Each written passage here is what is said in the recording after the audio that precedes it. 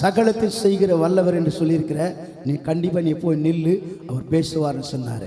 ஆனால் இன்றைக்கு தியானத்திற்காக நாம் எடுத்து போடுகிற காரியம் என்னன்னாக்கா, நிறைய காரியம் நமக்குள்ளாக ஒரு சின்ன விசேஷம்னா ஒரு முற்றுப்புள்ளி இல்லாத ஒரு வாழ்க்கை நமக்குள்ள இருக்கிறது.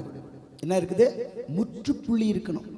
நம்ம வாழ்க்கையில் முற்றுப்புள்ளி இல்லை, தொடர்ந்துனே இருக்குது. கடந்த வருஷத்தில் என்ன பாவம் செய்தோமோ இது தொடரும், இது முற்றுப்புள்ளிக்கு இல்லை.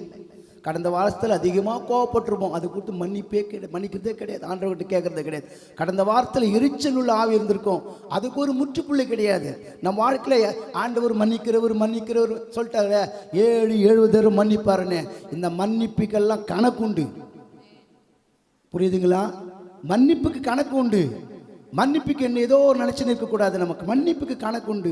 ஒரு காரியத்தில் சொன்னால் கூட அது மன்னிப்புக்கு எழுதி வச்சுக்கிறாரு. இதுக்காக நான் மன்னிச்சு நினைக்காத, அது நியாய தீர்ப்பில் உனக்கு கணக்கு இருக்கிறது. நாம் என்ன நினைக்கிறோம் தெரியுமா? கர்த்தர் எல்லாத்தையும் மன்னிச்சிட்டாரு. ஒன்றும் இல்லை. போன வருஷம் போய் எவ்வளோ நாள் ஆகுது? ஒன்றா 10 நாள் கூட ஆகலை. இன்றைக்கே பார்த்தேன்னா உன் வாழ்க்கையில் எவ்வளோ மாற்றங்கள் இருக்குது. அதே தான் இருக்குது, இன்னும் மாறல. கடந்த வருஷத்தை நம்ம லேட்டாக வந்தோம், இந்த வருஷம் லேட்டு தான் வந்திருக்கிறேன். அதுக்கு ஒரு முற்றுப்புள்ளி இல்லை, விஷயமே இல்லை. அது புதுசு இல்லை, இது பழசு. நம்ம வாழ்க்கையில் ஒரு முற்றுப்புள்ளி இல்லைன்னா, அதான் ஒரு சின்ன விஷயம் சொல்கிறேன், கோச்சிக்க கூடாது. இது நம்ம கற்றுக்கொள்கிற இடம். சப்பானியை 9ஆம் மணி நேரத்தில் தூக்கின்னு வந்து எங்கே விட்டாங்க? வாசற்படியில் விட்டாங்க. ஏன் 9ஆம் மணி தூக்கி வந்து விட்டாங்க? புற ஜாதியார் ஏன் அங்கே விட்டாங்க? ஏன் தூக்கி வந்து தேவாலயத்தில் போட்டாங்க? கரெக்டாக போனால் தான் அவன் பிச்சை கேட்க முடியும். எல்லாம் ஜனங்க சர்ச்சுக்கு போயிட்டு போயிரு, பிச்சை கேட்க முடியுமா? ஹலோ சொல்லுங்க. ஜனங்க வர்றப்ப தான் பிச்சை கேட்க போவாங்க. எல்லாம் ஜனங்களை போயிட்டு என்ன பண்ணுவாங்க? பிச்சை கேட்க முடியுமா? அவன் கரெக்டாக ஃபாலோ பண்ணான். 9ஆம் மணி நேரம்னா 9ஆம் மணி நேரம் எங்கே இருக்கிறான்? ஆலயத்தில் இருக்கிறான். கர்த்தர் அந்த 9ஆம் மணி வேளையில் பிச்சை கேட்க வந்தவன் ஆண்டவர் இடத்துல வரல. அவன் எதுக்கு தான் வந்தான்? தன்னுடைய ஜீவனுக்காக, தன்னுடைய வயிற்றுக்காக பிச்சை கேட்க வந்தவன். ஆண்டவர் என்ன செய்யுமா? நேரத்தோடு வந்தவனுக்கு கர்த்தர் விடுதலை கொடுத்தான். தட்டுங்க, கரங்க தட்டுங்க.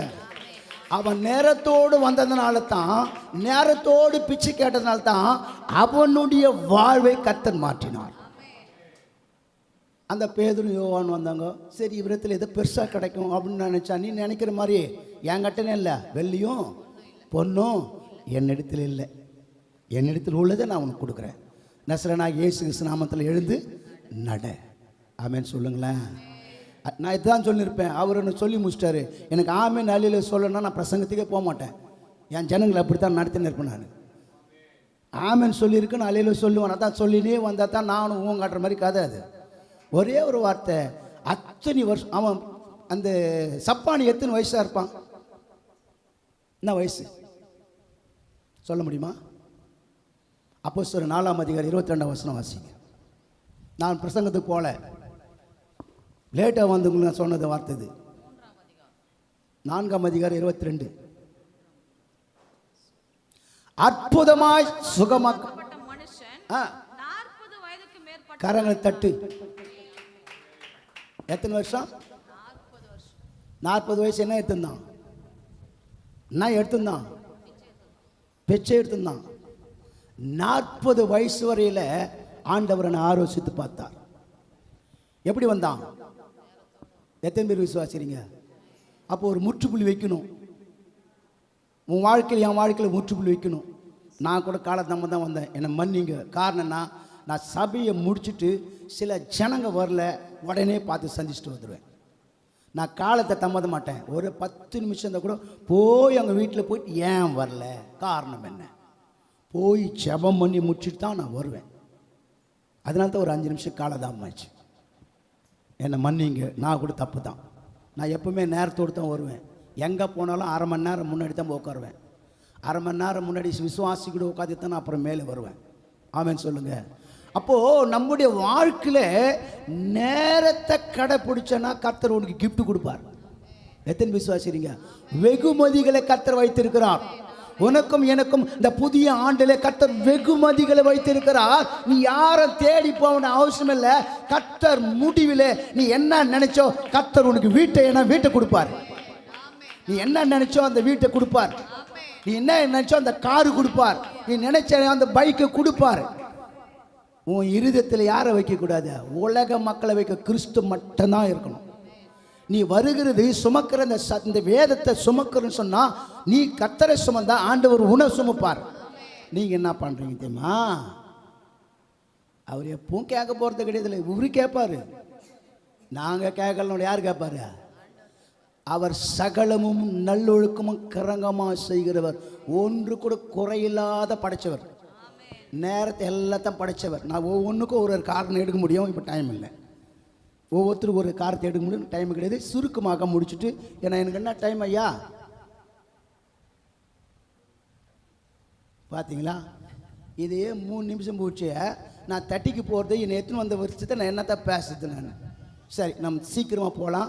எவ்வளோ குயிக்காக படிக்கிறீங்களோ அவ்வளோ குயிக்காக நான் சத்தியத்தை முடிச்சுட்டு நான் போகிறேன். எடுத்து வாசி.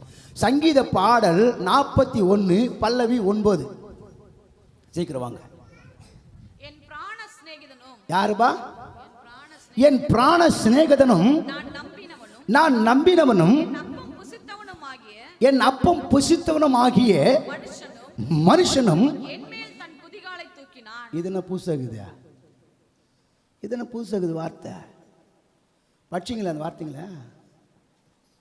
இந்த வார்த்தை எப்போ நான் படிச்சிருக்கீங்களா? நினைவுக்கு வருதா? நான் படித்தது என் நினைவுக்கு வருதா? ஆண்டவர் இது யாருடைய எழுதின சங்கீதம்? தாவீது கிட்ட ஆண்டவர் ரொம்ப கஷ்டத்தோடு ரொம்ப வேதனையோடு வார்த்தையை பகிர்ந்துகிறாரு.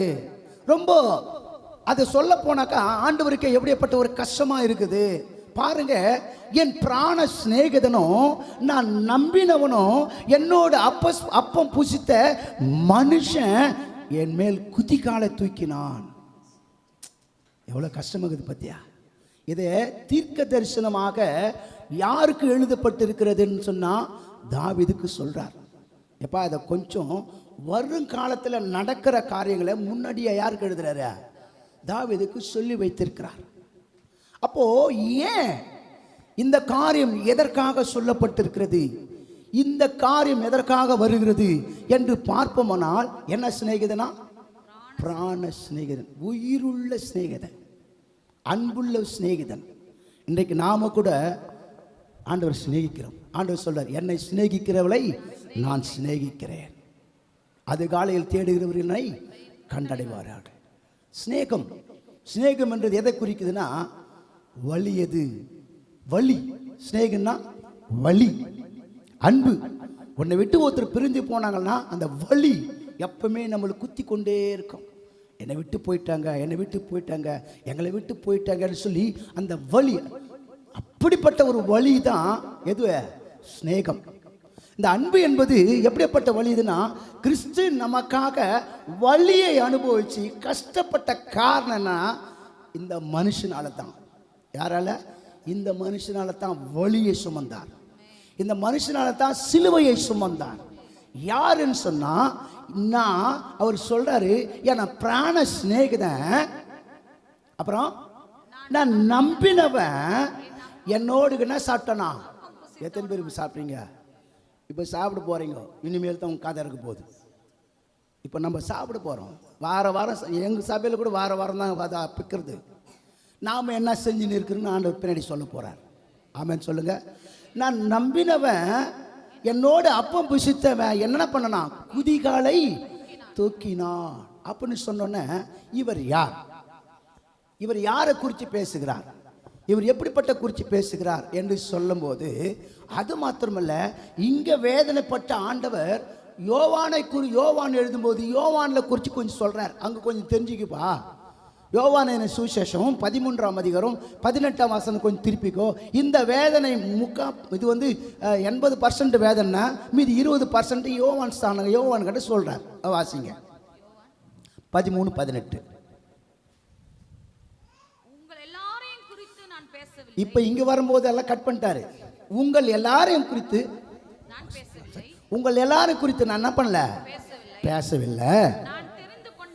நான் தெரிந்து கொண்டவர்களை அறிவேன். ஆகிலும் வேத வாக்கியம் நிறைவேறத்தக்கதாக என்னோடு அப்பம் புசித்தவனும் என் மேல் குதிகாலை தூக்கினான். கரங்களை தட்டுங்களேன். எவ்வளவு அழகா இங்க யோவான் கடை சொல்றாரு, நான் எல்லோரும் குறித்து என்ன பண்ணல, பேசல. வாசிமா வாசிங்க. உங்களை எல்லாரும் குறித்து என்ன பண்ணல, பேசல. நான் தெரிந்து கொண்டவனை அறிவேன். ஆகிலும் வேத வாக்கியங்களும் நிறைவேறத்தக்கதாக என்னோட அப்பம் புசிக்கிறவன் இரண்டாவது என்ன பண்ணற, என் மேல் குதிகாலை தூக்கினான். இவர் யார் என்று இப்பதான் சொல்லுதா தெரியுமா? யார் இவரு? என்னப்பா? யூதாஸ் காரியத். கரெக்ட். ஏன்னா யூதாஸ் காரியத்தை முன்னாடி என்ன சொல்றன்னா பிராண சிநேகிதன்ட்டார். பிராண சிநேகிதன்ட்டார். கீழே எழுதும் என்ன சொல்றாரா, மனுஷன். அல்லேலூயா. அவர் பேர் என்ன? மனுஷன். இந்த மனுஷன் யார் என்பதை நாம வேதத்தின் வாயிலாக நம்ம கடைபிடிக்கணும். வேதம் என்ன சொல்லுகிறது? வெளிப்படுத்தின விசேஷம் 13ஆம் அதிகாரம் 18ஆம் வசனத்தை கொஞ்சம் நாம் திருப்பிக் கொள்வோம். இதிலே ஞானம் விளங்கும். நல்லா கவனிக்கணும். அந்த மிருகத்தின் லக்கத்தை புத்தியுடன் என்ன பண்ணா, நாம கணக்கு பார்க்க கடவன். அது மனுஷனுடைய லக்கமா இருக்கிறது. அதனுடைய லக்கம் 666. கரங்களை உற்சாகமா தட்டு. இவன் தான் மனுஷன். இந்த சத்துரு தான் யாருக்குள்ள போனா, யூதாஸ்குள்ள போனான். இந்த போடனால தான் அவனுக்குள்ள என்ன வந்ததுன்னு பார்ப்பனா, மார்க் எழுதின சுவிசேஷம் 7ஆம் அதிகாரம் 22ஆம் வசனத்தை நான் கொஞ்சம் திருப்பிக் கொள்வோம்.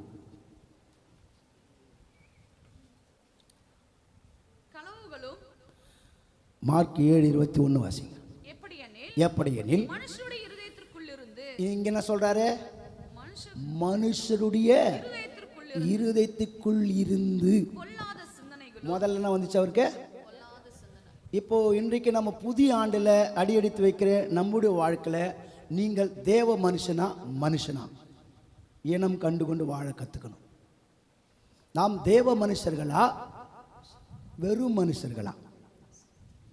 1 ராஜாக்கள் 17ஆம் அதிகாரம் 24ஆம் வசனத்தில் அங்கே ஒரு விதவை சொல்லுவார். என்ன சொல்றாங்க பாருங்க. 24. அப்போது அந்த ஸ்திரீ எலியாவை நோக்கி, சாட்சி சொல்றாங்க, நீ யாரு? தேவனுடைய மனுஷன் என்றும் உம்முடைய வாயிலிருந்து பிறக்கும் வார்த்தை கர்த்தருடைய வார்த்தை உண்மை என்று இதனாலே இப்போது அறிகிறேன். கரங்களை தட்டி இப்ப சாட்சி கொடுக்குறாங்க. யார் மனுஷன்? தேவ மனுஷன். அப்ப நாமள யாரு? தேவ மனுஷன். எப்படிக்கணும்? பொல்லாத சிந்தனைக்கு போகக்கூடாது. வேதம் உன் கையில் இருக்குது. இந்த வேதம் உன்னை நடத்தும். இந்த வேதம் உன்னை கண்டிக்கும். ஆமென் சொல்லுங்க. வேதத்தை நம்ம கரெக்டாக ஃபாலோ பண்ணணும். இந்த வேதத்தை எடுத்தாக்கா முதல் ஆண்டவர் சொல்றாரு, மரியாளுக்கு சொன்னாரு, எது முதலிடம்? தன்னை விட்டு எடுப்பாடாத நல்ல பங்கு தெரிந்து கொண்ட முதல். அப்பதான் ரெண்டாவது, நீங்க மார்த்தால போல இருந்தீங்கன்னா நீங்க கண்ணீர் விட்டு கதறிக்கின்னு இருப்பீங்க. மரியாதை போல இருந்தா நல்ல பங்கை தெரிந்து கொண்டு கர்த்தருடைய வசனத்தை கேட்க ஆண்டவருடைய சமூகத்தில் வருவீங்க. நீங்க மார்த்தால போல இருக்கக்கூடாது. நான் கஷ்டப்பட்டுங்கிறேன், நான் துன்பப்பட்டுங்கிறேன். நான் காலையில் எத்தனை மணிக்கு எழுந்து தெரியுமா? எங்கள் சபையில் ஆராதனை 7 மணிக்கு. 7 மணிக்கு ஆராதனாக்கா அங்கே எத்தனை மணி நிற்கணும்? 6:40க்கு 6:30 மணிக்கெல்லாம் நிற்கணும். இதுதான் எங்கள் வேலை. நானும் எங்கள் மனைவி 2 பேரும் 4 மணிக்கு எழுந்துக்குவோம். 12 மணிக்கு ஜெபத்தை முடிச்சுட்டு படுத்துட்டு மறுபடியும் 4 மணிக்கு எழுந்து மறுபடியும் பிள்ளைங்களுக்கு எல்லாம் செய்து வச்சுட்டு மறுபடியும் எங்கே போனோம்? ஆராதனை கடந்து போகணும். இதுதான் எங்களுடைய திட்டம், ஆண்டவர் கொடுத்தது. நாமளே அந்த காரியத்தை இருக்கோம்னா நம்ம குடும்பத்தில் இருக்கிற பிள்ளைகள் இப்படி இருக்கோம். நம்ம நடக்கிறது எப்படி தான் பிள்ளைக்கு நடக்கும். ஆமென் சொல்லுங்க.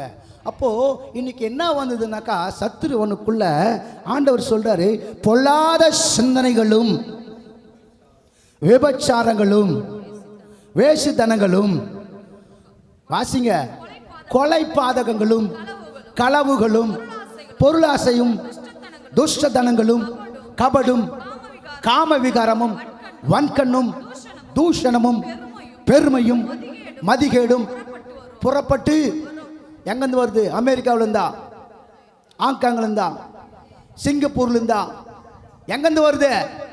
உன் இருதயத்துக்குள் புறப்பட்டு வந்து உன்னை தீட்டுப்படுத்துகிறதா இருக்கிறது. என் அன்பு சகோதர சகோதரிகளே, இன்றைக்கு தேவனுடைய சமூகத்தில் வருடத்தை முடித்து புதிய வருடத்தை வருகிற நம்முடைய வாழ்க்கை இன்னும் பொல்லாத சிந்தனைகளும் பொல்லாத காரியங்கள் இருக்குமானால், உங்க வாழ்க்கையில் எங்க வாழ்க்கையில் எப்படி கிறிஸ்து உனக்குள்ள அவர் வாசம் பண்ணுவார், எனக்குள்ள ஒரு வாசம் பண்ணுவார். நாம் புரிந்து நடந்து கொள்ள வேண்டும்.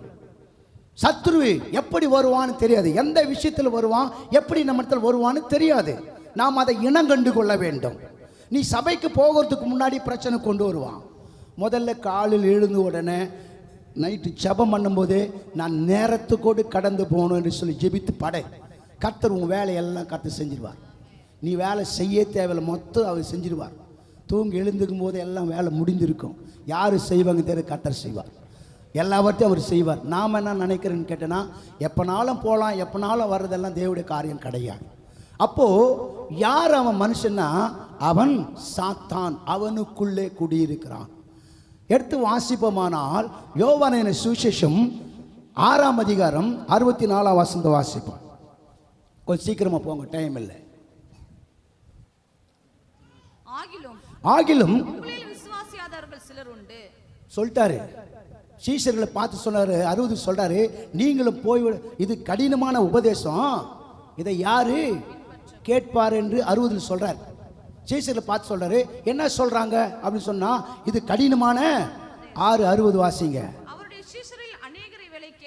அவர்களை கேட்ட பொழுது, கடினமான உபதேசம் யார் இதை கேட்பார்?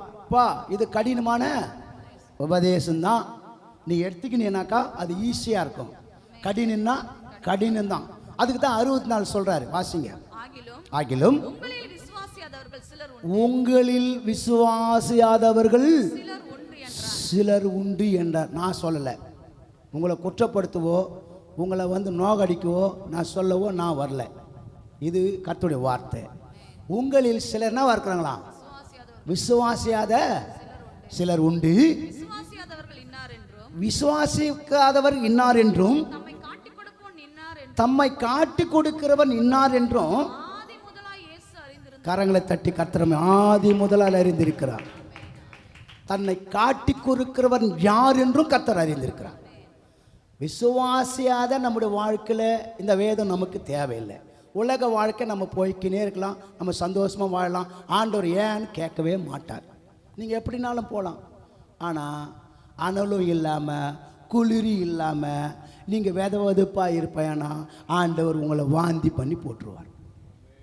இது சும்மா இல்லை. இந்த சபை சும்மா இல்லை. இது ரத்தத்தினால் கொடுத்து மீட்டெடுத்த சபை.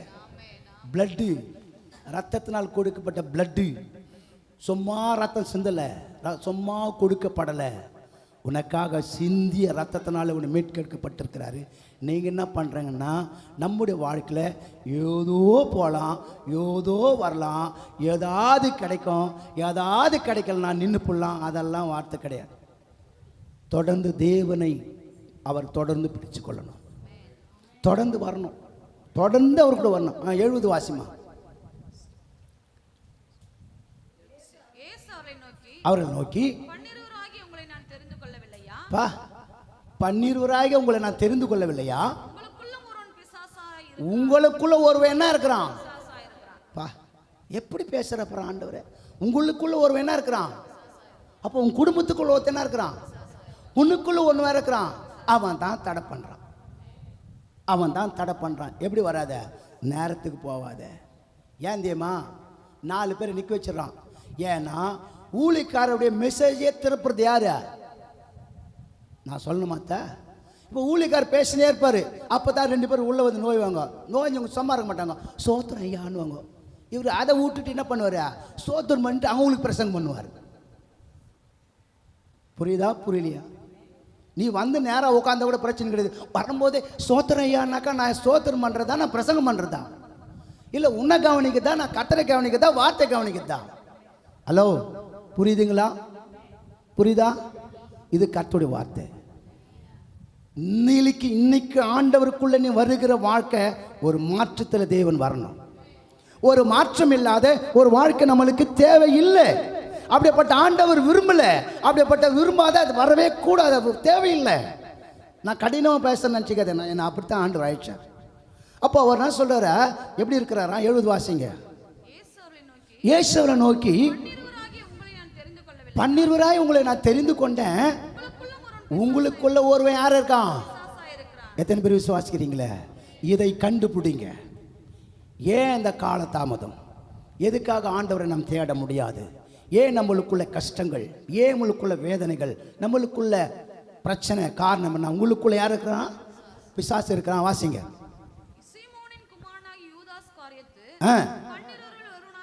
இருந்து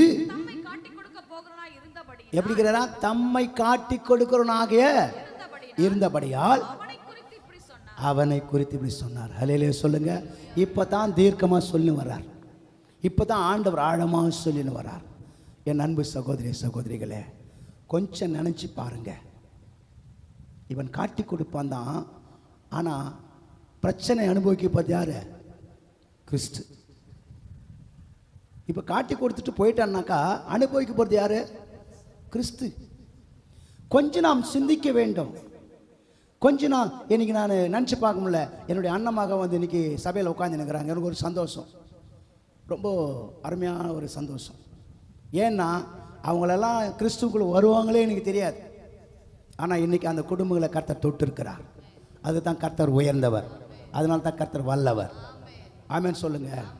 இன்றைக்கு அவங்களுக்கு முன்னாட இன்னைக்கு எங்கள் சித்தப்பா எங்கள் பிரசங்கம் பண்ணுறாரு, நான் இதுவரை நான் கேட்டதே கிடையாது, இன்னைக்கு நான் பேசுகிறாரு, இன்னைக்கு தான் ஒரு முகத்தை நான் பார்க்குறேன்ற ஒரு இறுதி இன்னைக்கு என்ன பண்ணிக்கலாம்? கஷ்டப்பட்டு கொண்டு இருக்கலாம். எப்போ பாரு சர்ச்சுக்கு போனாரு, சர்ச்சுக்கு போகிறாரு, பிரசங்கம் பண்ணுறாரு, இவர் என்ன பேசுகிறாருன்னு இன்னைக்கு தான் அவங்க முகனை பார்த்து கொண்டு இருக்கிறது. கர்த்தர் பேசுகிற காரியம் நாம் உணர்வுப்படணும், நாம் உணர்ந்து கர்த்தர் பார்க்கணும். அது மாத்திரமில்ல, மத்தேயு சுவிசேஷம் 26:14 கொஞ்சம் வாசிங்க. கொஞ்சம் சீக்கிரமா வாசிங்க. யூதாஸ் காரியத் என்பவன் போய், நான் என்ன பண்றேன்? அவரை நான் காட்டி கொடுக்கிறேன், நீங்கள் எனக்கு என்ன கொடுப்பீர்கள்? இன்னைக்கு என்ன வந்துச்சு தெரியுமா? கள்ள போதகமும் கள்ள தீர்க்க தரிசனம் வந்துச்சு. இன்னைக்கு ஒரு புடவை கொடுத்துட்டு மாற்றிடுறான். ஒரு 1000 ரூபாய் காணி கொடுத்துட்டோன்னா மாற்றிட்டு என்ன பண்ணுறாங்க? அவங்க பின்னாடியே போய் கொண்டு இருக்கிறாங்க. உபதேசத்தை விட்டுறாங்க. ஆனால் எங்கள் வேதம் என்ன சொல்லுதுன்னா, கிறிஸ்துவின் உபதேசத்தில் நிலைத்திராமல் மீறி நடக்கிற எவனும் பிதாவையும் குமாரனும் உடையவன் அல்ல. இந்த கிறிஸ்துவின் உபதேசத்தில் நிலைத்திருக்காதவன் யார்? இல்லை, பிதாவையும் குமாரனும் உடையவன் அல்ல.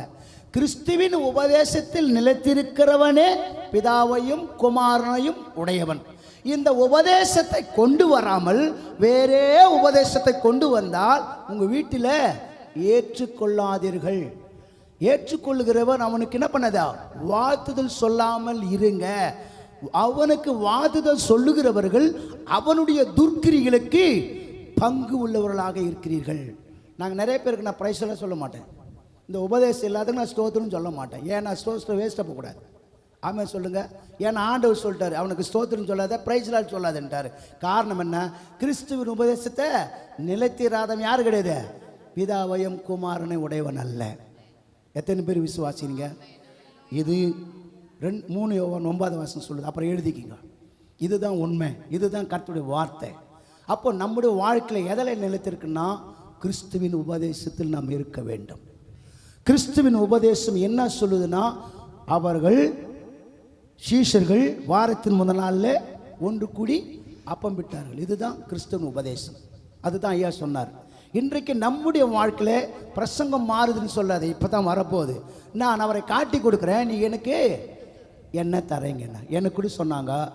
15 லட்ச ரூபாய் கொண்டு வந்து வச்சுட்டு வார வாரம் திருவிந்து கொடுக்காத, மாதத்துக்கு ஒரு முறை திருவிந்து கொடு, நாங்கள் சபையை கட்டி கொடுன்னு சொன்னேன். அப்படிப்பட்ட 15 லட்சத்துக்கு நான் தேவனை காட்டி கொடுக்க நான் ஆள் கிடையாது. நான் ரோட்டில் கூட நடத்திக்கிறேன், நான் தெருவில் கூட நடத்திக்கிறேன். என் உபதேசத்தை நான் மாற்ற மாட்டேன். கரங்களை உற்சாகமாக தட்டுங்க. அப்படிப்பட்ட மோகமும் அப்படிப்பட்ட காரியம் எனக்கு தேவையில்லை. கர்த்தர் ஒரு நாளிலே இந்த உபதேசத்தினால சத்தியத்தினால எனக்கு நன்மையை கொண்டு வருவார். நான் கட்டாக அடிக்கூட போட்டேன், நான் தெருவிலே கூட நாத்தி செத்து போகிறேன். கர்த்தர் எனக்கு உபதேசத்தை நான் மாற்றிக்கொள்ள மாட்டேன். கர்த்தர் சொல்லுகிற வார்த்தையில் நான் இனங்கொண்டு போக மாட்டேன். ஆமென் சொல்லுங்க. இது உண்மையான உபதேசம். இதுதான் கர்த்தருடைய உபதேசம். அதை தான் சொல்கிறார், நான் காட்டி கொடுக்குறேன், நீ எனக்கு என்ன தருவீர்கள். சீக்கிரம் வாசிங்க. 26:14 அன்றியும் பரலோகராஜ் மத்தேயு 26:14 வாசித்துவாங்க. அங்கே தானே வச்சிங்க. அப்பொழுது பன்னில் ஒருவனாகிய யூதாஸ் காரியத்து பிரதான ஆசாரியத்துக்கு போய் நான் அவரை உனக்கு என்ன பண்ணுறேன், காட்டி கொடுக்கிறேன், நீங்கள் எனக்கு என்ன கொடுப்பீர்கள். அவர்கள் அவனுக்கு 30 வெள்ளிக்காசை கொடுக்க எவ்வளோ கொடுத்தாங்க? 30 வெள்ளி காசை கொடுத்தார். 30 வெள்ளிக்காசை கொடுத்தார்கள். அது முதல் அவன் அவரை காட்டி கொடுப்பதற்கு சமயம் பார்த்து கொண்டிருந்தான். புளிப்பில்லாத அப்ப பண்டிகையின் முதல் நாளிலே சீஷர்கள் இயேசுவிடத்தில் வந்து பஸ்காவை ஆயத்தம் பண்ண சித்தமாய் அது நிறைய போய் 20 வாசிங்க. சாயங்காலமான போது பன்னிரரோடு கூட அவர் வந்திருந்தார். பண்டிகை போஜனம் பண்ணுகையில் அவர் ஒருவன் என்னை உங்களில் ஒருவன் என்ன பண்ணான், காட்டி கொடுக்க போறான். மெய்யாக சொல்லுகிறேன். வாசிங்க. மிகவும் துக்கம் அடைந்து அவரை நோக்கி, ஆண்டவரே, பாருங்க, அவர் 12 பார்த்து சொன்னார், குற்றமுள்ளவன் என்ன இருக்கான், குறுகுறுன்னு இருக்கும். இப்போ பிரசங்கம் பண்ணால் கூட குற்றமுள்ளவர்கள் தான் இது குத்தும், குற்றம் இல்லாதவங்களும் குத்தாது. தானே கரெக்டு? அதில் தான் நானோன்னு சொன்னார். வாசிங்க. எத்தனை கேட்டாரு? அப்பவே சந்தேகமாகி போச்சு. ஒரு வாட்டி சொன்னா முடிவு, நானோன்னு அர்த்தம். ஆனால் நீ தானே அர்த்தம். தொடங்கினார்கள் பிரயோத்தரமாக. ஆமென். அப்போ நாம் என்ன பண்ண போகிறோம்? கையிட போகிறோம். கடந்த வருஷத்தில் எத்தனை முறை ஆண்டவரை காட்டி கொடுத்தோமோ தெரியாது. வந்து உட்காந்து நிற்கிறோம். கர்த்தர் அறிவார், கர்த்தர் செய்வார். கொஞ்சம் நாம் பார்க்கணும். காட்டி கொடுத்தாங்க, இயேசுவை என்ன பண்ணிட்டாங்க, பிடிச்சிட்டு போயிட்டாங்க. இப்போது சங்கீதம் 22:16-17 வாசம் சில காரியங்களை அவர் குறித்து ஆண்டவரை பொறுத்து காட்டி கொடுத்தோட விளைவு என்னன்னு பார்க்கலாம். 22:16 யார் வந்துட்டாங்களா? நாய்கள் என்னை சூழ்ந்திருக்கிறது, பொல்லாதவர் கூட்டம் என்னை வளைத்து கொண்டது, என் கைகளையும் என் கால்களையும். அல்லேலூயா. காட்டி கொடுத்துட்டு போட்டாரு. என் கைகளையும் என் கால்களையும் உருவை குத்தினார்கள், என் எலும்புகளெல்லாம் என்னெல்லாம். உற்சாகமாய் கரங்களை தட்டி, என் எலும்புகளெல்லாம் என்னெல்லாம். எல்லா சதைகள் எல்லாம் பிடுங்கப்பட்டது. உனக்காக எனக்காக அடிக்கப்பட்ட அந்த ஆட்டுக்குட்டியை போல ஆண்டவர் சொல்றார், என் கைகளையும் என் கால்களையும் உருவை குத்தினார்கள், என் கைகளையும் என் கால்களையும் உருவை குத்தினார்கள், என் எலும்புகளெல்லாம் என்னெல்லாம். அப்படின்னு அர்த்தம், சதையே இல்லை. அடிக்கப்பட்டார். உனக்காக எனக்காக அடிக்கப்பட்டார்னா, அவர் வாதிக்கப்பட்டார்னா, நிர்மூலமாக்கப்பட்டார்னா, நாம் சிந்தித்து எப்படி வரணும்? நேரத்தோடு வரணும். நேரத்தோடு வந்து கர்த்தருக்கு பலியிடணும். நேரத்தோடுக்கு நம்ம என்ன பண்ணோம்? ஏன்னா வரணும். 3000 ரூபாய் கொடுக்குறாங்க காசு. எத்தனை மணிக்கு போய் ஸ்டோரில் நின்னீங்க? எத்தனை மணிக்கு போனீங்க? 4 மணிக்கு ஒரு அம்மா கல் வச்சுக்கிறாங்க, 3 மணிக்கு ஒரு அம்மா கல் வச்சுக்கிறாங்க. இவங்க கல் வச்சுங்க ஆத்தியமா ரூத் அக்கா, 3வது கல் வச்சுது நகோமி அக்கா, 4வது கல் வச்சு செல்வி அக்கா. அன்னைக்கு என்ன உபவாசம்? எங்க போ கல் வச்சு வந்துட்டுக்கிறா?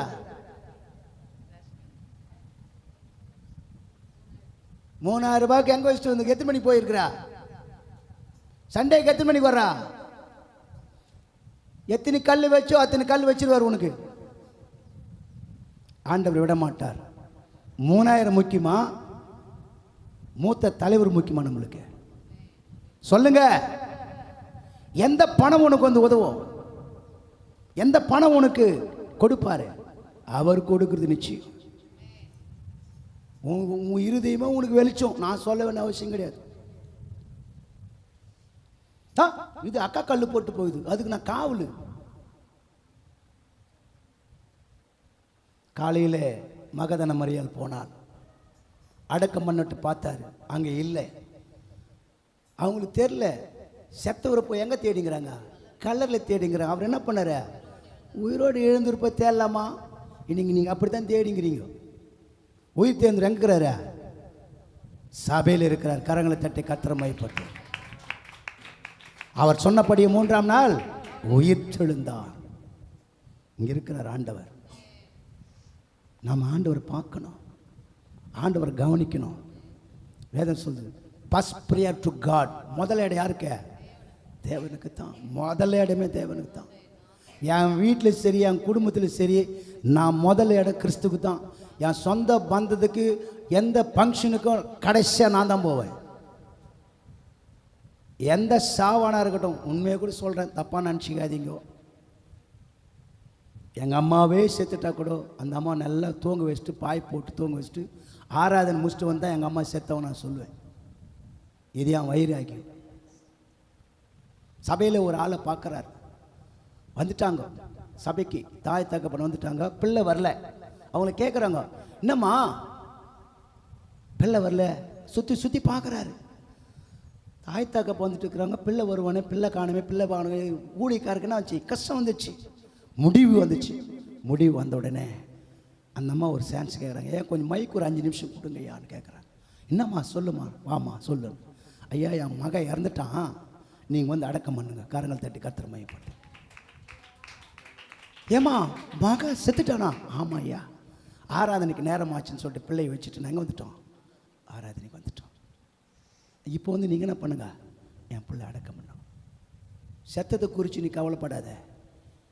போன வருஷத்தில் எத்தனை பேர் நீ சாவுக்கு போயிட்டு நீ சபைக்கு வராது இருந்துக்கிற?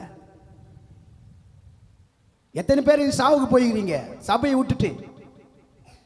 என் சொந்தக்காரு அங்கே போய் ஊழமூக்கை வீசி பக்கத்தில் தடவத்துக்கு எதுக்கு நீ போகணும்? அங்கே போனாக்கா அவங்கள குறித்து அழதே கிடையாது, இவங்கள குறித்து தான் போய் அழுது. இவங்க குடும்பத்தை குறித்து தான் அழுதுன்னுக்குதாங்க. எத்தனை பேர் சபை விட்டு சாவுக்கு போய்க்கிறீங்க? சாவெல்லாம் ஆண்டவர் ஞாயிற்றுக்கிழமை தான் கொண்டு வருவார். ஞாயிற்றுக்கிழமை தான் ஃபங்க்ஷன் கொண்டு வருவார். உங்களை சோதிப்பார், உங்களை சோதிப்பார். உன் இருதயம் எப்படி இருக்குது? ஆண்டவர் சார்ந்து இருக்குதா, உலகத்தை சார்ந்து இருக்குதா? ஆண்டவர் சோதிப்பார். இதை விட்டுட்டு நீ என்ன பண்ற?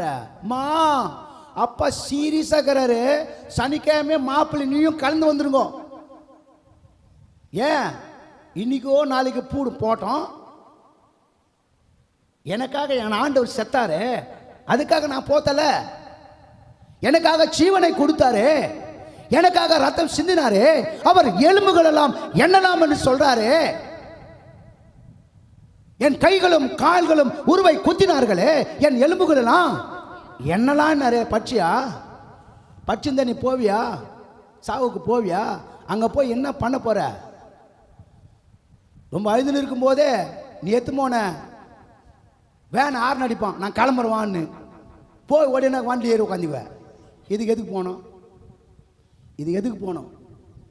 நான் சாவண்டு முழுசாக இருந்து போய் கல்லறையில் அடக்கம் பண்ண வரையும் போனியா?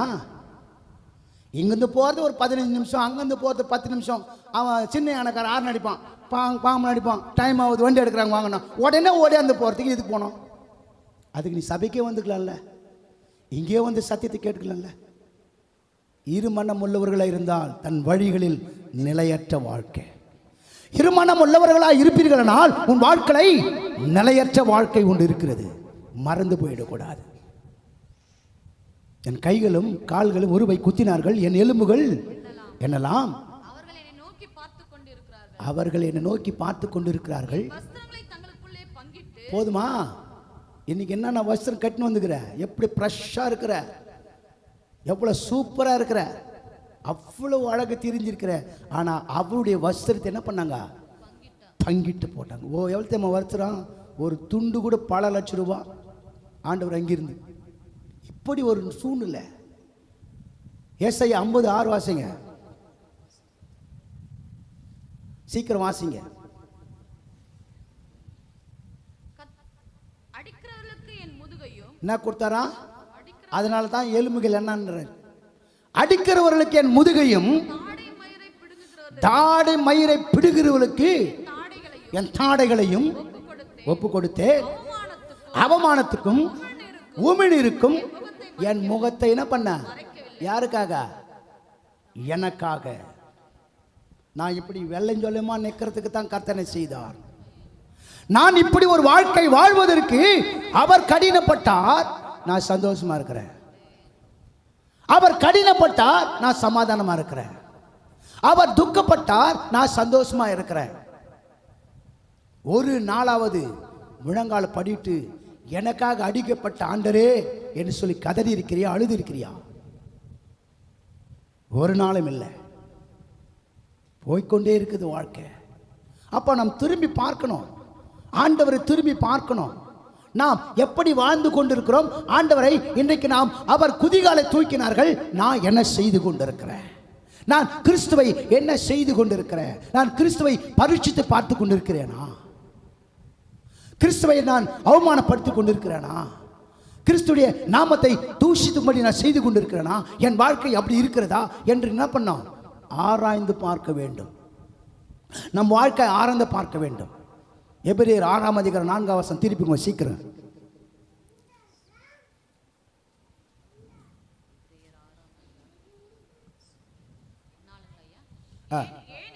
ஏனெனில் நல்ல வசனத்தை கவனமா புரிஞ்சுக்குங்க. ஏனெனில் ஒரு தரம் பிரகாசிக்கப்பட்டு பரம ஈவை ருசி பார்த்து பரிசுத்த ஆவியை பெற்று தேவனின் நல்வார்த்தையும் இனிவரும் உலகத்தின் பலன்களையும் ருசி பார்த்து என்ன பண்ணிட்டு நம்ம இப்ப எத்தனை முறை மறுதளிச்சுங்கிற? நிறைய முறை நம்ம வாழ்க்கையில மறுதளிக்கிற வாழ்க்கை. மறுதளித்து போனவர்கள் தேவனுடைய குமாரனை தாங்களும் மறுபடியும் சிலுவையில் அறைந்து அவமானப்படுத்துகிறபடினால் அவர்களை மனதிற்கு ஏதுவாய் அவர்களை புதுப்பிக்கிறது கூடாத காரியம். அவங்க ஒரு முறை தான் சிலுவையில ஏற்றினாங்க. என்னைக்கெல்லாம் கர்த்தருடைய வார்த்தை மறுதளித்து போறியோ அன்னைக்கெல்லாம் தேவனை சிலுவையில் ஏற்றுக்கொண்டிருக்கிறார். ஓ அன்பு மகனே, அன்பு மகளே, நீ எப்பெல்லாம் கர்த்தருடைய வார்த்தையை மறுதளித்து போகிறாயோ அன்னைக்கெல்லாம் கர்த்தரை எதில் ஏற்றுற? சிலுவையில் ஏற்றி கொண்டிருக்கிறாய். அவன் ஒரு முறை தான் குதிகாலை மெச்சிட்டான். ஆனால் அவனை பார்த்து சொன்னார், அவன் இனி பிறவாமல் இருப்பதே நலமா இருக்குன்னு சொன்னார். அதனால தான் உடனே அவன் சத்துரு அவனை விட்டு போனதுனால அந்த பைசாவை தேவாலயத்தில் போய் எரிஞ்சிட்டு தன்னை நாக்கு பிடித்து கொண்டு மரித்து போனான். அவன் தான் நல்லவன். நீ ஒவ்வொரு நாளும் மறுதளிச்சு எத்தனை முறை செத்துருக்கணும்? எத்தனை முறை செத்துக்கணும்? நீ கணக்கே கிடையாது. அப்படி ஒரு நிலைமை வந்துச்சுன்னா ஒருத்தர் கூட உட்காந்துருக்க மாட்டோம், மொத்த பேர் ஆண்டு சாவ வச்சுருப்பார். எத்தனை முறை மறுதளிச்சுக்கிற வார்த்தையில் போன முறை எத்தனை முறை நீ ஜெபத்துக்கு வராத வீட்டில் உட்காந்து நாடகம் பார்த்து உட்காந்துனுக்கிற? எத்தனை முறை வெள்ளிக்கிழமை உபவாசத்துக்கு வராத வீட்டில் உட்காந்து ஊர் கதை பேசுனுங்கிற? உன்னை எதற்காக அழைத்தாரு? என் ஊழியத்தை செய்வன் தான் அழைத்தார். வேதம் சொல்லுது, எழுதியிருக்கிறபடி தேவனுடைய நாமம் புறஜாதிகளுக்குள்ள உங்கள் மூலமா தூஷிக்கப்படுது. ரிப்பன்ட் யுவர் செல்ஃப், மனம் திரும்பு. வாழ்க்கையில இந்த புதிய வருஷத்துல மனம் திரும்பு. கடந்த வருஷத்துல நான் ஆண்டவரை மறுதளித்திருந்தேன், இந்த வருஷம் நான் மறுதளிக்க மாட்டேன். நான் சாட்சியா தான் என் பிள்ளைகள் சாட்சி, என் கணவர் சாட்சியா இருப்பாங்க. என் சாட்சி போயிடுச்சுன்னா நீ எப்படினாலும் போகலாம் சபைக்கு, ஆனால் பரலோகத்துக்கு சாட்சியில் நான் போக முடியாது. மகளே, மகனே, அன்பு தகப்பனே, அன்பு சகோதரா, ஒரு நிமிஷம் நினைச்சுப்பார். ஒரு நிமிஷம் ஆண்டவர் நினைச்சுப்பார். எனக்காக பட்ட பாடுகளை, எனக்காக விட்ட கண்ணீரை, எனக்காக விட்ட துயரங்களை கொஞ்சம் சந்தித்துப்பார். ஏதோ சபை வந்து ஏனோதானோ வரத்துக்கு சபை அல்ல. சகலமும் நல்லொழுக்கும் கிரகமாக செய்யறதான் சபை. சபைன்னா யாருமா? சபைன்னா யாரு? நீ என்ன நம்பன்னு சொல்லுங்க, நானுன்னு சொல்லுங்க. என்ன கோயிலில் கல் கட்டி அடிக்க கதையாக்குது இது? சபைன்னா யாரு?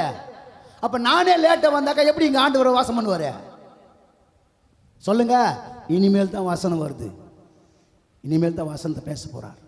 இனிமேல் தான் வசனம் பேச போகிறார். இது எதுக்கு கனெக்ஷன் கொடுக்குற தெரியுமா? ஏற்கனவே நான் வந்து பிரசங்கித்து போன வசனத்துக்கு கனெக்ஷன் கொடுக்குறார். நீங்க மறந்துருப்பீங்கன்னு நினைக்கிறீங்க, இப்பதான் எனக்கு ஆண்டவர் வெளிப்படுத்துறார். ஏற்கனவே இந்த சபையில நான் பிரசங்கித்த பிரசங்கத்தை கனெக்ஷன் கொடுக்குறாரு. திரும்ப அந்த வசனத்துக்கு உயிர்ப்பி கொடுக்குறார். எபிரேயர் 10ஆம் அதிகாரம் 29ஆம் வசனம் சொல்லுது, தேவனுடைய குமாரனை காலின் கீழ் மிதித்து தன்னை பரிசுத்தம் செய்து உடன்படிக்கை ரத்தத்தை அசுத்தம் என்று எண்ணி கிருபையின் ஆவியை நிந்திக்கிறவன் எவ்வளவு கொடிதான ஆக்கினுக்கு பாத்திரவான்களாய் இருப்பான் என்று யோசித்து பார். இதைத்தான் போன முறை நான் பிரசங்கித்துட்டு போன வார்த்தை. இந்த வார்த்தையை நினைவு கூறுகிறார். அவங்க குதிகால என்ன பண்ணான்? தூக்கினா, மறுதளிச்சான், சிலுவையில் ஏத்தனா. ஆனா நீ என்ன பண்ற? தேவனுடைய குமாரனை காலின் கீழ் மிதிக்கிறார். புரியுதா? மனசுக்கு வந்துச்சா? ஏன் தேவனுடைய குமாரனை காலின் கீழ் மிதிக்கிற? ஏன் மிதிச்ச? ஏன் தேவனுடைய குமாரனை காலின் கீழ் மிதிக்கிற? சொல்லு. எப்பெல்லாம் தேவனுடைய குமாரனை காலின் கீழ் மிதிக்கிற? எப்பெல்லாம் தேவனுடைய குமாரனை காலின் கீழ் மிதிக்கிற அப்படின்னு ஆண்டவர் கேட்கிறார். அதுக்கு சொல்றாரு 25 சொல்றாரு, சபை கூடி வருதலை சிலர் விட்டு விடுகிறதை போல நாமும் விட்டு விடாமல் ஒருவருக்கொருவர் புத்தி சொல்ல கடவோம். நாளானது சமீபத்து வருகிறதை எவ்வளவாய் பார்க்கிறீரோ அவ்வளவா போய் புத்தி சொல்லுன்றார். ஒருத்தருக்கு மட்டும் தான் ஆமேன் வருது. உங்களுக்கெல்லாம் வசனமே தொடலை இல்ல? நான் ஏதோ கத்தினுங்கிறேன் நினச்சினுங்கிறேன். இந்த வசனம் ஒரு நாள் நியாய தீர்ப்பில் கொண்டு வரும். இங்கே நான் பேச இந்த ஆண்டவர் அப்படியே எப்படி இங்கே கேமரா எடுக்கிறாங்களோ அது மாதிரி எடுத்துனுங்கிறாரு. அங்கே உன் தலைமையில் ஒரு கேமரா இருக்குது, மறந்துடாத. உனக்குன்னு ஒரு பேருக்கு தலையில் கேமரா வச்சுக்கிறாரு. நீ என்னென்ன செஞ்சு நிற்கிறன்னு ஆண்டவர் அங்கே படத்தில் பார்த்துனுங்கிறாரு. எப்போ மிதிக்கிறதேம்மா?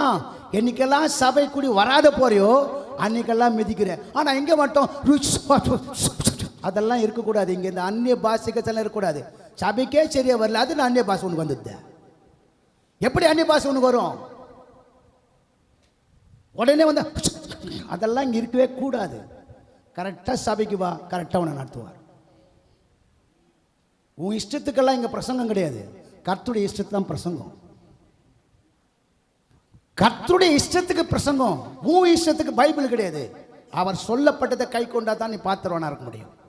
அப்ப வேதம் சொல்லு, சபை கூடி வருதலை சிலர் விட்டு விடுவதை போல நாம விட்டு விடாமல் ஒருவருக்கொருவர் புத்தி சொல்லணும். கரெக்டா? அக்கா உங்க பேர் என்னக்கா? உண்மைதான். உங்க பேர் என்னம்மா? நீ வரலன்னா அவங்களுக்கு போய் சொல்லணும். இதுதான் புத்தி. உன் பக்கத்தில் யார் உட்காந்துக்கிறாங்களோ அவங்க வரலன்னா சச்சு முடிச்சுட்டு உடனே நேராக அந்த குடும்பத்துக்கு நீ தான் புத்தி சொல்லணும். பாஸ்டர் சொல்லுவாரு, பாஸ்டர் சொல்லுவாருன்னு எங்க மேல பாரத்தை போடக்கூடாது. அங்க என்ன சொல்லிக்குது? சபை கூடி வருதலை சிலர் விட்டு விடுகிறதை போல நாமும் விட்டு விடாமல் ஒருவருக்கொருவர் புத்தி சொல்லணும். நீ தான் ஊழியம். இதுதான் உங்களுக்கு கொடுக்கப்பட்ட ஊழியம். புரியுதா? ஏமா இன்னைக்கு சபையை விட்டுட்டேனாக்கா தேவனுடைய குமார் என்ன பண்ற? காலினுக்கு மிதிக்கலாமா? நீ தான் போய் சொல்லணும். நீ சொல்லலைன்னா உனக்கு தான் அந்த ரத்தப்படி வரும். என்னடா இது இந்த ஆளை கூட்டணுன்ட்டு இப்படி மாற்றி என்கிட்ட வச்சிட்டாரு ஊழியம். அதெல்லாம் கிடையவே கிடையாது. ஊழியம் உங்களுக்கு கொடுத்துருக்கிறார். உன் கடைசி வரையில் இந்த சபைக்கு நீங்கள் ஜீவன் எடுக்கிற வரையில் ஒருவருக்கு ஒருவர் புத்தி சொல்லிக்கணும். கடங்கள் தட்டி கத்திர மயப்பட்டு புத்தி சொல்லணும். உனக்கு நீ புத்தி சொல்லணும், உனக்கு நீ புத்தி சொல்லணும். ஆமென் சொல்லுங்க. எனக்கு புத்தி ஆண்டவர் சொல்லுவார். உனக்கு புத்தி சொல்லிட்டு நான் தப்பிச்சிக்கலான்னு நினைக்கக்கூடாது. எனக்கு ஆண்டவர் புத்தி சொல்லுவார். காரணம் என்ன? ஒவ்வொரு முறையும் சபை நீ விட்டு விலகும் போது தேவனுடைய குமாரனை காலின் கீழ் மிதிக்கிற. பரிசுத்தம் செய்த உடன்படிக்கை ரத்தனாச்சு அசுத்தமாய் போச்சு. இப்போ நீ போன வாரம் வராத, இந்த வாரம் வந்தேனா அந்த ரத்தம் என்னாச்சு? அசுத்தமாய் போச்சு. அப்போ எத்தனை நாள் நீ சபைக்கு வரலையோ அத்தனை நாளும் இந்த ரத்தம் என்னாச்சு சொல்லுங்க வாய் தந்து அசுத்தமாயிடுச்சு. அப்புறம் ரெண்டாவது என்னாச்சு கிருபையின் ஆவியை நிந்திக்கிற பரிசுத்தாவை நிந்திக்கிற. அதுக்கப்புறம் என்ன ஆயிட்டா கொடிதான ஆக்கினுக்கு பாத்திரம். ஆக்கினுக்கு பாத்திரமா இருக்கிறீங்க வர வேண்டிய அவசியம் இல்லை. நீ எங்க இருக்கலாம்? நீ வீட்டிலே இருக்கலாம். அதுக்கப்புறம் 26 சொல்றாரு, சத்தியத்தை அறிவை அடைந்த பின்பு நாம் மனப்பூர்வமாய் பாவம் செய்கிறவர்களாய் இருந்தால் பாவங்களின் நிமித்தம் செலுத்தத்தக்க வேறே பலி இனி இல்லை. கரங்கள் தட்டி கத்திர மையப்படுத்துங்க. ஐயா மொத்த வாசம் தான் நான் சொல்லிவிட்டேன், ஏன்னா டைம் எனக்கு வேணும். நீங்கள் படிக்கிற நேரத்தை நான் சொல்லிவிட்டேன், ஏன்னா எனக்கு நேரம் வேணும். ஆமேன்னு சொல்லுங்கள். இப்போ நான் புரியுதா நான் சொல்லி வந்தது? அவர் குதிகாலை தூக்கினான், அவன் மரித்து போனான். மறுதளித்து போனாங்க, சிலுவையில் அறையப்படுறாங்க. மறுபடியும் சிலுவையில் ஆண்டவர் ஒவ்வொரு முறை தான் அவர் சிலுவையில் அரைஞ்சார். நம்ம மறுதளிக்கும் போதெல்லாம் ஆண்டவர் துக்கப்படுறார். ஏன் இவனை உருவாக்கினேன், இவனுக்கு ஏன் ரத்தம் கொடுத்தேன், இவனை ஏன் மீட்டுக்கினேன் என்று சொல்லி துக்கப்படுகிறார். மூன்றாவது சொல்கிறாரு, தேவனுடைய குமாரனை டைரெக்டாக யார் மெரிக்கிறோம்? யார்? அவங்க தான் ஒத்துக்கிறாங்க, நான் தான் மெரிக்கிறேன்னாங்க. அவங்களுக்காக கரங்கள் தட்டுங்க. அவங்க தப்பிதங்களை அவங்க ஒத்துக்கணும், பக்கத்தில் சாத்தி வைக்கக்கூடாது. இது பிரயோஜனமற்ற காரியம். ஆண்டவர் பக்கத்தலைக்கு பாயாசம் கேட்கறது கிடையாது, நீ கேட்டு வாங்கி பாயாசம் சாப்பிட்டு கொடு. பக்கத்தலைக்கு பாயாசம் கேட்டதை என் இலைக்கு ஊற்றுவாங்கலாம் இங்கே இருக்கக்கூடாது. அல்லையிலையோ சொல்லுங்கள். இந்த சபைக்கு ஆத்மா வரலன்னா கூட ஆண்டவர் ஆத்மா கொண்டு வந்துடுவார். ஆனால் உன்னால் வர்ற ஆத்மா கெடக்கூடாது. உன்னால் ஒரு ஆத்மா கெட்டு போச்சுன்னா ஆண்டவர் விட மாட்டார். ஒரு சின்ன விஷயத்தை சொல்லிவிட்டு நான் 2 வசந்த வாசி முடிக்கிறேன், ஏன்னா அதிகமான நேரத்தை நான் எடுத்துக்க மாட்டேன். ஆண்டவர் ஒரு ஊழியக்காரர் குடும்பத்தை சொல்லிட்டாரு, நீ சபையை கட்டு அப்படின்ட்டார். ஐயா நான் எப்படி சபை கட்ட, ஆத்மாவே இல்லையே, நான் எப்படி சபையை கட்டுறதுன்னா, நீ சபையை கட்டுன்ட்டார். சபை கட்ட ஆரம்பிச்சிட்டாங்க. சபை கட்டி முடிச்சிட்டாங்க. போய் ஜெபம் பண்ணு. அவர் மனைவி 2 பிள்ளைங்க ஜெபம் பண்ணுறாங்க. இவங்க தான் இருக்கிறாங்க. சபை பெருசாக கட்டியாச்சு. என்ன கட்டியாச்சு? சபை பெருசாக கட்டியாச்சு. இப்போ கண்ணீர் விட்டு ஜெபம் பண்ணிங்கிறாங்க.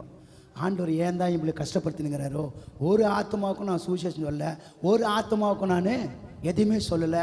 சபை கட்ட சொன்னார், சபைக்கு போய் ஜெபம் பண்ண சொல்கிறாருன்னு சொல்லி அவங்க கண்ணீரோடு ஜெபம் பண்ணி நிற்கிறாங்க. அந்த ஊரில் ஒருத்தர் மரித்து போனார். அந்த ஊரில் என்ன ஆச்சு? ஒரு ஆள் மரித்து போனார். மரித்து போனவரை அடக்கம் பண்ண முடியாத சபை வழியாக தூக்கின்னு வர்றாங்க. யாரை தூக்கின்னு வர்றாங்க? அவர் தூக்கின்னு வர்றாங்க. தூக்கின்னு வரும்போது சரியான மழை, நிற்கலை. அவர் அங்கேயே போட்டுட்டு மொத்தம் எங்கே வந்துட்டாங்க? சபைக்குள்ளே ஒரு 200 பேர் நின்ட்டாங்க. யாரெல்லாம் அங்கே சாவுக்கு வந்தாங்களோ மொத்த பேர் எங்கே வந்துட்டாங்க? உள்ளே வந்துட்டாங்க. இப்போ சொல்கிறேன், ஜெபம் பண்ணு. செத்தவன் உயிரோடு வரணும், ஜெபம் பண்ணுறேன்னாரு. அல்லேலூயா. மரித்தவன் உயிரோடு எழும்பி வரணும். ஜெபித்தார். ஜெபித்த உடனே அந்த பாடையில் இருந்தோம் எழுந்து உள்ளே இன்னாங்க நிற்கிறீங்கன்னு கேட்டான். அல்லேலூயா. இவரை தான் நாங்கள் அடக்கம் பண்ண கொண்டுட்டு வந்தோம். அவர் உயிரோடு எழுப்பினார். 200 பேரும் ஞானஸ்தானம் பெற்று அப்படியே சபையில் உட்காந்தாங்க. கர்த்தருக்கு மகிழ்ச்சி. கரங்களை தட்டுங்க, கரங்களை மகிமைப்படுத்துங்க. அவருக்கு வெறுமையான சபை கூட நிரப்ப அவரால் முடியும். வெறுமையான இடத்தை நிரப்ப முடியும். உன்னால் ஒரு ஆத்மா கெட்டுச்சுன்னா கர்த்தர் விட மாட்டார். புரியுதா? இதில் எத்தனை ஆத்மா வரணும்னு கர்த்தர் திட்டம் வச்சிருக்கார். அந்த புதிய வருஷத்தில் உன்னால் சபைக்கு வர முடிஞ்சால் ஜெபம் பண்ணுங்க. முடியலன்னா கூட வீட்டுக்குள்ளே கூட ஜெபம் பண்ணுங்க. ஆனால் நேரத்தை காலத்தையும் வீணாக்காதீங்க. நாட்கள் பொல்லாதவனதில் காலத்தை என்ன பண்ணீங்க? பிரயோஜனப்படுத்திக் கொள்ளுங்க. என் அன்பு சகோதர சகோதரிகளே, உங்களை குற்றப்படுத்தவோ உங்களை கஷ்டப்படுத்தவோ நான் வரல. இந்த புது வருஷத்தில் ஒரு புது மனுஷியாக, புது தேவ மனுஷனாக மாற்றும்படி தான் கர்த்தர் கடந்து வந்திருக்கிறார். இதுக்காக எவ்வளோ ஜெபம், இந்த பிரசங்கத்துக்காக என்ன காரியம் கர்த்தர் எலும்பு பண்ணுகிறார். என்னை கொண்டு வருவதற்கு ஆண்டவர் எவ்வளோ திட்டங்கள் தீட்டியிருக்கிறார். அவரோடு அவர் பேசியிருக்கிறாரு. அப்பா நீ வாப்பா என் சபையில் ஒரு சத்தியத்தை சொல்லுன்னு ஆண்டவர் கேட்டேன். நான் என்ன பேசுறதப்பா, நான் என்ன கொடுக்கறதுன்னு கேட்டேன். நீ போய் நில்லு, நான் அவரோட பேசுகிறேன். கர்த்தர் உன்னோடு என்னோடு பேசுகிறார். வேதம் தெளிவாக சொல்லப்படுகிறது. எடுத்து வாசிங்க. நீதிமொழிகள் 13:13 சொல்லுது, கர்த்தருடைய வார்த்தையை நாம் கண்டு அதை சரியாய் பயன்படுத்த வேண்டும். 13:13 திருவசனத்தை அவமதிக்கிறவன் நாசமடைவான். நான் சொல்ல இப்போ கடுமையான வசனம் வரும், 3-4 வசனம் தான் வரும், நானே சொல்லிடுவேன். திருவசனத்தை அவமதிக்கிறவன் நாசமடைவான். அது யாராக இருந்தாலும் சரி, ஓவர் மேபி அது நானாக இருந்தாலும் சரி, என் வசனத்தை யார் அவமதிக்கிறானோ அவன் எப்படி ஆயிடுவானா? நான் சொல்லலை, வேதம் சொல்லு. திருவசனத்தை அவமதிக்கிறவன் நாசமடைவான், அவருடைய கற்பனைக்கு பயப்படுகிறவனோ பலன் அடைவான். அவருடைய கற்பனை எது? சீக்கிரம் 1 தீமோத்தேயு 1:5 கற்பனையின் பொருள் என்னவெனில், சுத்தமான இருதயத்திலும் நல் மனசாட்சியிலும் மாயமற்ற விசுவாசத்திலும் பிறக்கும் அன்பே. 1 தீமோத்தேயு 1:5 அதான சொல்லுது. கற்பனையின் பொருள் என்னவெனில், சுத்தமான இருதயத்திலும் நல் மனசாட்சியிலும் மாயமற்ற விசுவாசத்திலும் பிறக்கும் அன்பு. உன் அன்பு எப்படி இருக்கணும்? மாயமற்றதாக இருக்கணும். மாயமாலம் பண்ணக்கூடாது, மாயமற்றதாக இருக்கணும். அப்படித்தான் நாம் ஆண்டுக்குள்ளே வரணும். இதுதான் ஆண்டோட திட்டம். நீதிமொழிகள் 29:1 சொல்லுது, அடிக்கடி கடிந்து கொள்ளப்பட்டு தன் பிடரியை கடினப்படுத்துகிறவன் சகாயம் என்று சடுதியில். அடிக்கடி வார்த்தை சொல்கிறாங்க, சபை விடாத, சபை கூடி விடாத, நாங்கள் சொல்லிக்கொண்டே இருக்கிறோம். நாம் என்ன பண்ணுறதேம்மா, அதை ஏற்றுக்கதே கிடையாது. ஆண்டவர் உனக்கு என்ன கொடுக்க நினைக்கிறாரோ அது யாரும் தடை பண்ண முடியாது. கர்த்தர் கொடுத்துருவார். உன் வேலை என்ன? உன்னை துதிக்குத்தான் கர்த்தர் வச்சார். இந்த ஜனத்தை எனக்கென்று ஏற்படுத்தினேன், அவர்கள் என் துதியை மட்டும் சொல்லிட்டு போ, வேற ஒன்றும் பண்ணாத. 5 அப்பமோ 2 மீன் எவ்வளோ கொடுத்தாருமா சொன்னாங்க. ஒரு சிறு பையன் என்ன வச்சுருக்கிறான், 5 அப்பமோ 2 மீன் இருக்குது அப்படின்னு சொன்ன கொண்டு வான்னாரு. எத்தனை ஸ்தோத்திரம் பண்ணாரு? எத்தனை ஸ்தோத்திரம் பண்ணார் ஐயச? நம்ம அப்படி ஜெபம் பண்ணோம், தோத்திரம். என்ன தோத்திரம்? என்னத்த தோத்திரம்? ஒன்று சொன்னால் ஒரு வாக்கியம் சொல்லி முடித்தவனு தான் ஸ்தோத்திரம் பண்ணணும். ஆண்டவரே இவர்களை ரட்சியும், இப்போ தான் ஸ்தோத்திரம். நீ பாட்டம் தோத்திரம்னாக்க என்னத்தான் அவர் கேட்குறது? ஜபிக்கிறத கூட ஸ்தோத்திரம் சொல்கிறத விட தெளிவாக இருக்கணும் நம்ம வாழ்க்கையில். அதனால தான் இன்னும் நம்ம பெற்றுக்கொள்ளாத இருக்கிறோம். நம்ம வாழ்க்கையில் பெற்றுக்கொள்ள இருக்கிற காரியம் என்ன? இதுதான் ஆண்டவர் சொல்றாரு, அடிக்கடி கடிந்து கொள்ளப்பட்டு. எதை சொன்னாரு? திருவசனத்தை அவமதிக்காத. அடிக்கடி கடிந்து கொள்ளப்பட்டு தன் பிடரியை கடினப்படுத்துகிறவன் சகாயமின்றி, அப்படின்னா தான் அவன் ஆசீர்வாதம் இல்லாமல் சடுதியில் நாசம் அடைவான். வேதம் நம்மளுக்கு தெளிவு காட்டுகிறது. ஓசியா 7ஆம் அதிகாரம் 13ஆம் வசனம் பாருங்க கொஞ்சம் சீக்கிரமாக. என்னை விட்டு அலைந்து திரிகிறபடினால் அவர்களுக்கு ஐயோ. 14ஆமா 13 7:13 அவர்கள் என்னை விட்டு அலைந்து திரிகிறபடினால். நீ சபை விட்டு போனா உன் வாழ்க்கை எப்படிப்பட்ட வாழ்க்கை? அலைந்து திரிகிற வாழ்க்கை. ஐயோ நான் சர்ச்சுக்கு போயினா கூட நிம்மதியாக இருந்திருப்பேன். வெளியே போவாத. வாரத்துக்கு முதல் நாள் எங்கே போவாத? எந்த காரியத்தில் போகவே போகாத. அதுதான் சொல்றாரு, அவர்கள் என்னை விட்டு அலைந்து திரிகிறபடி நான் அவர்களுக்கு ஐயோ. என்ன வருமா? என்ன வருமா? கொஞ்சம் சொல்லுங்க வாய் திறந்த. அப்படின்னா என்ன? அப்படின்னா என்ன? கேடு என்றால் என்ன சொல்லுங்க?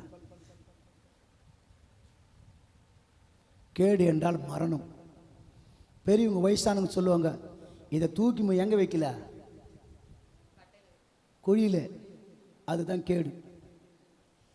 ஆமென் சொல்லுங்களேன், சத்தமாக சொல்லுங்களேன்.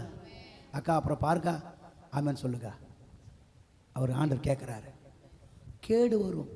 அப்புறம் எனக்கு விரோதமாக என்ன பண்ணுறாங்க? ரண்டகம் பண்ணுறாங்க. ரண்டகம் நிறைய நம்முடைய வாழ்க்கையில் ரண்டகம் இருக்குது. கேட்கறது. இப்போ சபைக்கு ஏன் வரலன்னா எதிர்க்க வந்துட்டுன்னு வச்சுக்க, உன்னால் சரியாக பதில் சொல்ல முடியாது. நான் இதுக்கு தான் போனேன் அதுக்கு தான் போனேன்னு சொல்லவே முடியாது. ஏன்னா நீ பொய் பேச உன்னால் வராது. என்னம்மா இன்னைக்கு சர்ச்சுக்கு வரல அப்படின்னு கேட்க ஆரம்பிச்சுன்னு வச்சுக்கேன், உன்னால் உண்மையை சொல்ல முடியாது. அதான் ரண்டகமான காரியம். அவர்களை நான் மீட்டிருந்தோம். மீட்டுன நான் சும்மாவா? மீட்டுன சும்மாவா? இன்னைக்கு ஒரு நகை வச்சுட்டா மீட்க முடியுதா? எத்தனை லட்சம் இன்னைக்கு? அதை காட்டிலும் நீ விலை உயர்ந்தவர்கள். சொல்லுங்க ஆமாம் சொல்லுங்க. அதை காட்டிலும் நீங்கள் விலை உயர்ந்தவர்கள். ஆமாம். அதோட முடிச்சிருங்க. லாஸ்ட்டாக ஒரு வாசம் 50 ஆகிப்போச்சு. வெளிப்படுத்தின விசேஷம் 1:7 மட்டும் வாசிங்க, முடிச்சது. அவ்வளோதான். ஏன்னா டைம் ஆகிப்போச்சு மாதிரி. ஏன்னா பந்தி இருக்குது. நான் இதோ நான் எப்படி ஒர்க் பண்ணுறேன்? மேகங்களுடனே வருகிறார். கண்கள் யாவும் கண்டிப்பாக காணும். அவர்களை குத்தினவர்களும் அவரை காண்பார். கரங்களை தட்டி கத்தரும். யாரெல்லாம் குத்துனாங்களோ, யாரெல்லாம் அடித்தாங்களோ, யாரெல்லாம் துன்புறுத்துனாங்களோ அவரை காண்பார். தேவன் தாமே ஒவ்வொருவரும் ஆசீர்வதிப்பாராக. ஆமேன் ஆமேன் ஆமேன்.